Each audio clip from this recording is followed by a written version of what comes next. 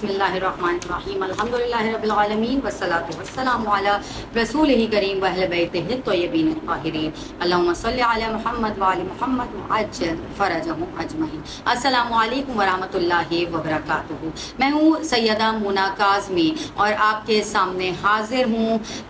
जश्न विलादत सादिक़ैन। आज हम जिस हस्ती का जिक्र करेंगे कायम टीवी कनाडा की जानिब से, वो जिक्र है इमाम जाफर सादिक अलैहिस्सलाम। आप सबको सबसे पहले मुबारकबाद पेश करना चाहूँगी विलादत रसूल खुदा मोहम्मद मुस्तफ़ा सल्लल्लाहु अलैहि वसल्लम की और इमाम जाफर सादिक अलैहिस्सलाम की 17 रबीउल अव्वल की। आप सबको बहुत बहुत मुबारकबाद। आज हम बात करेंगे इमाम जाफर सादिक अलैहिस्सलाम की पैदाइश, बचपन, फजीलतों और उनके वालिद गिरामी और उनकी वालिदा के बारे में। अज़ादारान इमाम ये अगर हम सीरत उठाकर देखें, किरदार उठाकर देखें और घराना उठाकर देखें और ख़ुद शख्सियत इमाम जाफर सादिक अलैहिस्सलाम को उठाकर देखें तो हमें ये वाज़े तौर पर मिलता है कि ये छठे जानशीन हैं रसूल खुदा मोहम्मद मुस्तफ़ा सल्लल्लाहु अलैहि वसल्लम के। और उसके साथ ही अगर हम देखें तो ये साहबजादे हैं इमाम मोहम्मद बाकर अलैहिस्सलाम के और इनकी वालिदा का नाम जनाबे उम्मे फरवा था, जो कासिम बिन मोहम्मद बिन अबी बकर की बेटी थी। और इनके जो बाबा थे यानी कि जनाबे कासिम बिन मोहम्मद बिन अबी बकर, ये इमाम ज़ैनुल आबिदीन अलैहिस्सलाम के शागिर्द थे और अहले बैत के मानने वालों में से थे। और ये इतने बेहतरीन चाहने वाले थे इमाम ज़ैनुल आबिदीन अलैहिस्सलाम के कि इमाम ज़ैनुल आबिदीन अलैहिस्सलाम ने इनकी चाहतों का सिला कुछ इस तरीके से दिया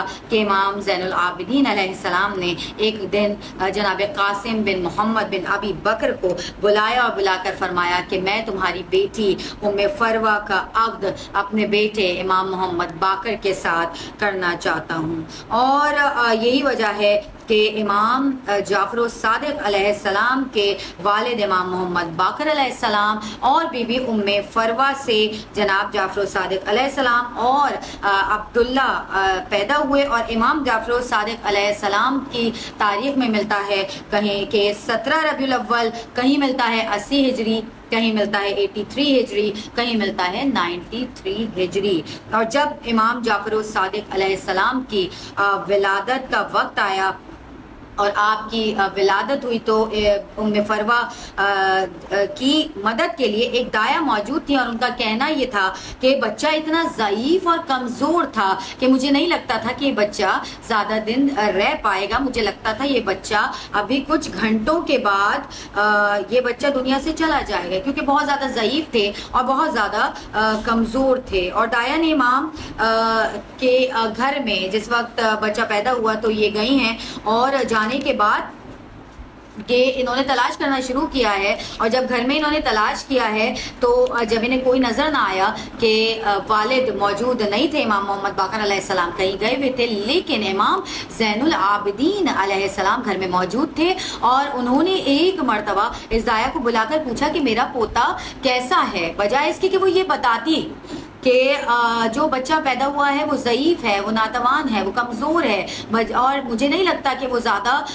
देर ज़िंदा रहेगा, बजाय ये बताती वो मौला को, बल्कि उसने उल्टा इनाम के लालच में, क्योंकि उस ज़माने में भी ये दौर था कि जब बेटे पैदा होते थे तो इनाम मिलता था, जब बेटियाँ पैदा होती थी तो कोई दाया को इनाम नहीं दिया जाता था। देखिए ज़माना जाहिलियत वो दौर था कि जब रसूल खुदा मोहम्मद मुस्तफ़ा सल्लल्लाहु अलैहि वसल्लम के ज़माने में बेटियों को पैदा होते ही जिंदा दरगोर कर दिया जाता था, जिंदा दफना दिया जाता था। लेकिन इमाम जाफर सादिक अलैहिस्सलाम का दौर भी कुछ कम नहीं था। इस दौर में भी आलम यही था कि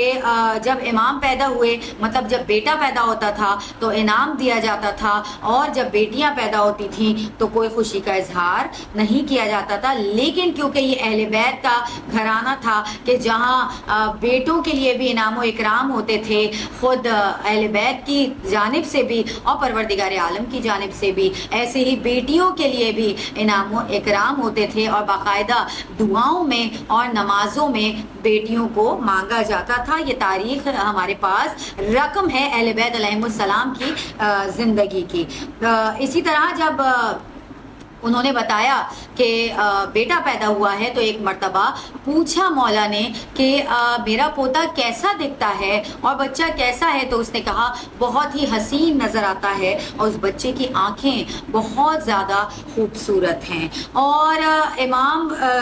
جعفر الصادق علیہ السلام کا اگر ہم بچپن اٹھا کر دیکھیں تو مولا کا بچپن میں ہمیں کئی چیزیں ملتی ہیں روایات میں، ان میں سے ایک چیز یہ بھی ملتی ہے کیونکہ پیدائش سے ہی بیمار تھے، پیدائش سے ہی ناتوان تھے اور لاغر تھے، یہاں تک لاغر کے الفاظ روایت میں موجود ہیں، لاغر اور مریض تھے، لیکن یہ امراض الاطفال ہونے کے باوجود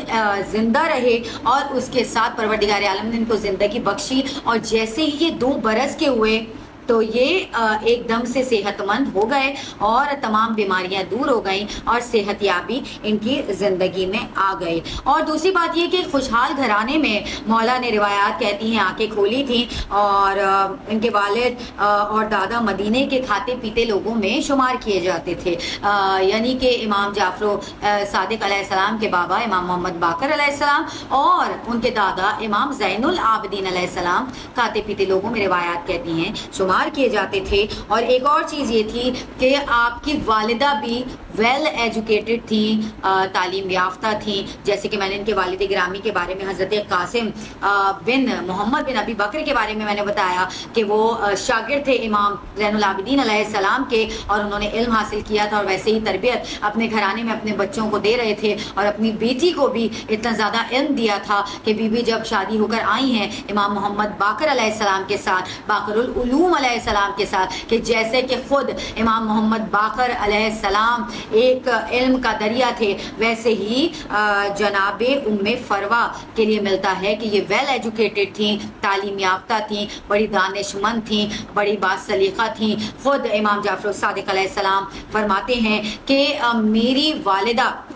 محترمہ جو تھیں وہ با تقویٰ تھیں اور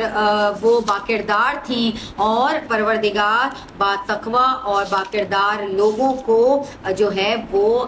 محسن رکھتا ہے، اور میری والدہ بھی محسنہ تھیں۔ کیونکہ ہمیں یہ ملتا ہے کہ دونوں والد بھی علمی میدان میں بہت آگے تھے اور والدہ بھی ویل ایجوکیٹڈ تھی، اسی لیے جب 2 سال کے ہوئے امام جعفر صادق علیہ السلام اور انہوں نے صحت مند زندگی گزارنا شروع کی، تو اب والد اور والدہ کا عالم یہ تھا کہ انہوں نے بچے کو تعلیم و تربیت کی طرف لگا دیا اور ان کو علم دینا شروع کر دیا، یعنی کہ امام جعفر صادق علیہ السلام کو 2 سال کی عمر سے علم دیا جا رہا تھا، اور موجودہ دور کی اگر ہم تعلیم و تربیت کو اٹھا کر دیکھیں تو 2 سال سے لے کر 5 یا 6 سال تک کا عرصہ وہ ہوتا ہے کہ جس کے لیے کہا جاتا ہے کہ قوت حافظہ بہت زیادہ بلند ہوتا ہے، جو چیز یاد کرائی جاتی ہے وہ دماغ میں فیڈ ہو جاتی ہے اور وہ ہمیشہ یاد رکھتی ہے۔ اور جدید ترین تعلیم و تربیت کا دور ہمیں یہ بتاتا ہے کہ مادری زبان کے علاوہ 2 سال سے لے کر 5 یا 6 سال تک کے بچوں کو اگر دوسری زبانیں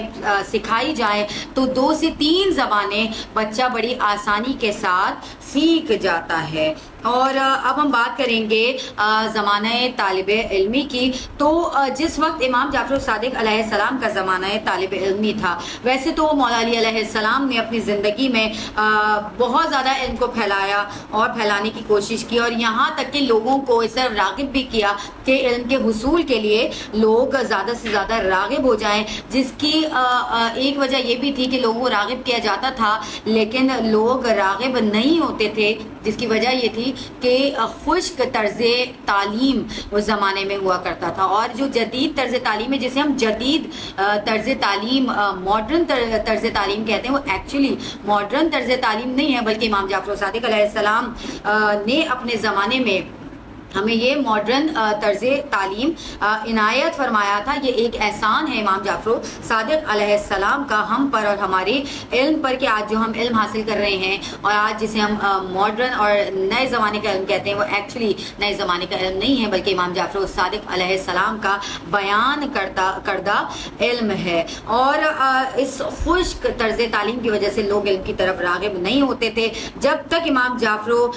صادق علیہ السلام نے طرز تعلیم کو نہ بدلا اس وقت تک وہی خشک طرز تعلیم جو تھا وہ چلتا رہا۔ اور مدینے کی اسی مسجد میں کہ جس میں محمد مصطفیٰ صلی اللہ علیہ وآلہ وسلم اور ان کے حضرات اصحاب نے جب ہجرت کی تھی اور وہاں پر آ کر مسجد کو تعمیر کیا تھا، اسی مسجد کو امام محمد باقر علیہ السلام نے جو ہے یونیورسٹی بنا دیا تھا، ایک ادارہ تشکیل دے دیا تھا، اور وہیں بیٹھ کر علم دیا کرتے تھے، اور وہاں پر علم نحو کی تعلیم دی جاتی تھی، علم الرجال کی تعلیم دی جاتی تھی، بایوگرافی لوگوں کو سمجھائی جاتی تھی، اور عربوں کے ادب میں امام جعفر الصادق علیہ السلام کے زمانے تک نثر کا وجود نہیں تھا۔ نظم کا تو وجود تھا، نثر کا وجود نہیں تھا۔ امام جعفر الصادق علیہ السلام کے زمانے تک، یہ تاریخ اور روایات کہتی ہیں، ہمیں ضرور پتہ ہونا چاہیے کہ کتنے ادبی لوگ تھے، اور عرب کا تو زبان اور عرب کی جو لینگویج تھی اور ادب تھا، علم و ادب میں بہت زیادہ اعلیٰ مانے جاتے تھے، اور ان کے شعراء اپنے علم پر فخر کرتے تھے، اور یہاں تک فخر کرتے تھے کہ ایک رسول خدا محمد مصطفیٰ صلی اللہ علیہ وآلہ وسلم کے زمانے میں ایک ایسا دور آیا تھا کہ جب عرب کے لوگوں نے یہ بولنا شروع کر دیا تھا کہ زبان تو فقط عربی ہے، باقی جتنی بھی لینگویجز اس دنیا میں بولی جاتی ہیں وہ لینگویجز ہی نہیں ہیں، بلکہ وہ سب گونگے ہیں۔ اگر زبان کوئی ہے تو وہ عربی ہے، کیونکہ اتنی فصاحت و بلاغت عربی میں، اتنا علم و ادب عربی میں ہوا کرتا تھا، لیکن ہمیں تاریخ کہتی ہے کہ وہ سب نظم کی صورت میں تھا، نثر کی صورت میں۔ امام جعفر الصادق علیہ السلام کے دور تک نثر کا وجود نہیں تھا۔ کچھ چیزیں جو ہیں وہ مولا علی علیہ السلام نے اپنی زندگی میں لکھی تھی نثر کے حوالے سے، جو کچھ لکھا، لیکن وجود میں جب نثر آئی تو وہ امام جعفر الصادق علیہ السلام کے دور میں آئی۔ اچھا دیکھیے دور کیسا تھا کہ جو طلبہ امام محمد باقر علیہ السلام کے درس میں حاضر ہوتے تھے، کیونکہ کتابیں موجود نہیں تھی، کتب موجود نہیں تھی، بغیر کتابوں کے امام محمد باقر علیہ السلام انہیں درس دیا کرتے تھے، اور جو ذہین طلبہ ہوتے تھے وہ ان دروس کو جو ہے وہ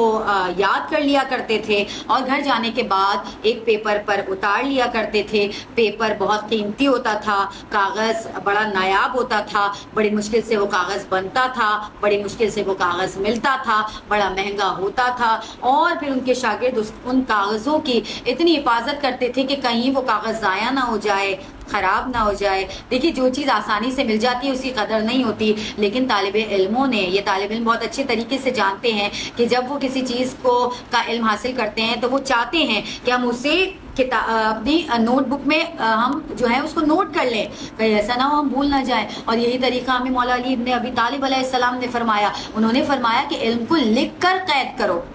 اپنی ذہانتوں پر اتنے زیادہ کانفیڈنٹ نہ ہو جاؤ، بلکہ علم کو لکھ کر قید کرو۔ اگر ہم یہ سوچیں ہمیں یاد ہو گیا، ابھی زندگی بھر ہمیں یاد رہے گا، لیکن عمر کے کچھ ایسے حصے آ جاتے ہیں، جب عمر بڑھنے لگتی ہے تو یادداشت کمزور ہونے لگتی ہے، بعض دفعہ کچھ ایسی بیماریاں حاوی آ جاتی ہیں کہ انسان کی یادداشت کمزور ہونے لگتی ہے۔ تو مولا علی ابن ابی طالب علیہ السلام ہمیں فارمولہ دے رہے ہیں کہ علم کو لکھ کر قید کرو، اور یہی وجہ تھی کہ شاگرد یاد کر کے، جو ذہین ہوتے تھے، یاد کر کے گھروں پر جاتے تھے اور جا کر لیکچر کو ایز اٹ از لکھ لیا کرتے تھے۔ یہ احسان ہے ان کا کہ آج ہمیں صحیفے ملتے ہیں امام محمد باقر علیہ السلام کے شاگردوں کے بھی، اور امام جعفر الصادق علیہ السلام کے شاگردوں کے بھی۔ اور یہاں تک کچھ طالب علم ایسے تھے جو اپنے ساتھ تختیاں لے کر آتے تھے، جسے آج کے دور میں سلیٹ بھی کہا جاتا ہے، تختیاں لاتے تھے، اس پر لکھتے تھے، گھر جا کر اتارتے تھے، اور وہ ایسی تختیاں ہوتی تھیں کہ کاغذ مہنگا ہونے کی وجہ سے، اس کی قدر ہونے کی وجہ سے کاغذ استعمال نہیں کرتے تھے، اور تختیاں ایسی ہوتی تھی جنہیں مقرر استعمال کیا جا سکتا تھا، یعنی کہ دوبارہ سے استعمال کیا جا سکتا تھا۔ ان تختیوں سے ان کو مٹایا جاتا تھا اور دوسرے لیکچر میں دوبارہ سے اسے استعمال کیا جاتا تھا۔ اور جب امام جعفر الصادق علیہ السلام زمانہ طالب علمی میں آئے تو آپ بہت زیادہ ذہین تھے، بہت زیادہ انٹیلیجنٹ تھے، اور کیونکہ ذہانت اور علم آپ کو ورثے میں ملا تھا، اور آپ کے کوئی ایک جد سے نہیں بلکہ 5 آپ کے جد امجد جو تھے سارے کے سارے عالم تھے، عالم دین تھے، دین اور دنیا کا علم رکھتے تھے، اور یہ ساری چیزوں، یہ ساری ہستیوں کا علم اور یہ ساری چیزیں جب جمع ہوئیں تو جمع ہو کر ایک ہستی کے اندر پروردگار عالم نے یکجا رکھ دی، اور وہ ہستی تھی امام جعفر صادق علیہ السلام کی ہستی۔ اور یہی وجہ ہے کہ میں ضرور ذکر کرنا چاہوں گی امام کے طالب علموں کا. امام کے اتنے زیادہ